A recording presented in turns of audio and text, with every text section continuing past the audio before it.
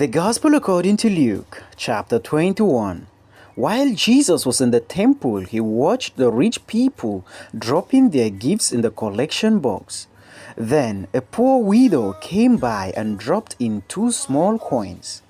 "I tell you the truth," Jesus said, "this poor widow has given more than all the rest of them, for they have given a tiny part of their surplus, but she, poor as she is, has given everything she has." Some of the disciples began talking about the majestic stonework of the temple and the memorial decorations on the wall. But Jesus said, "The time is coming when all these things will be completely demolished. Not one stone will be left on top of another." "Teacher," they asked, "when will all this happen? What sign will show us that these things are about to take place?" He replied, "Don't let anyone mislead you, for many will come in my name, claiming, 'I am the Messiah,' and saying, 'The time has come.' But don't believe them. And when you hear of wars and insurrections, don't panic. Yes, these things must take place first, but the end won't follow immediately." Then he added, "Nation will go to war against nation and kingdom against kingdom.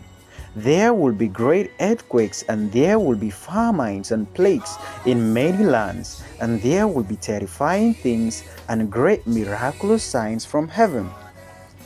But before all this occurs, there will be a time of great persecution. You will be dragged into synagogues and prisons, and you will stand trial before kings and governors because you are my followers.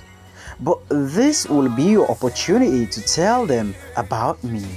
So don't worry in advance about how to answer the charges against you, for I will give you the right words and such wisdom that none of your opponents will be able to reply or refute you. Even those closest to you, your parents, brothers, relatives, and your friends will betray you. They will even kill you, and everyone will hate you because you are my followers.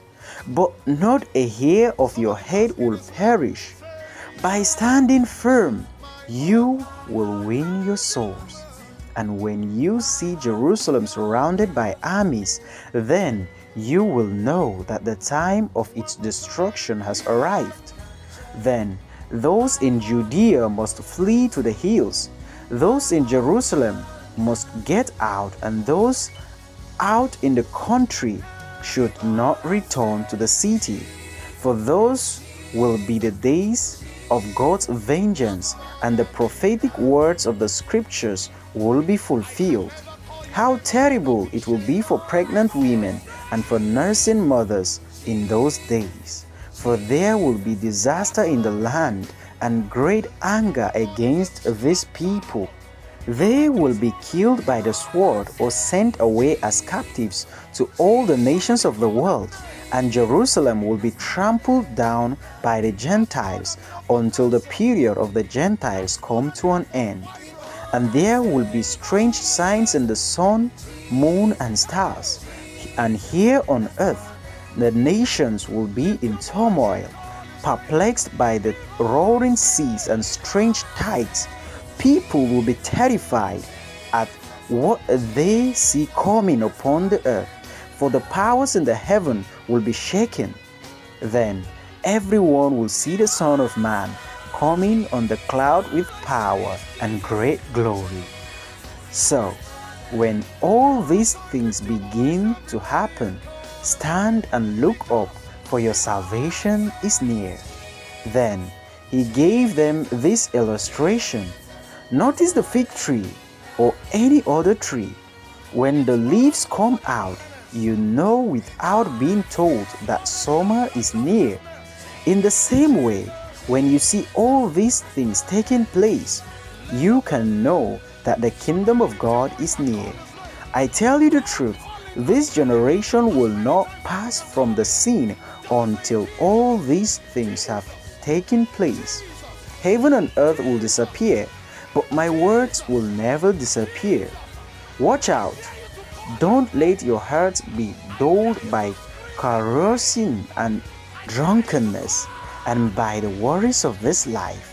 Don't let that day catch you unaware like a trap, for that day will come upon everyone living on the earth.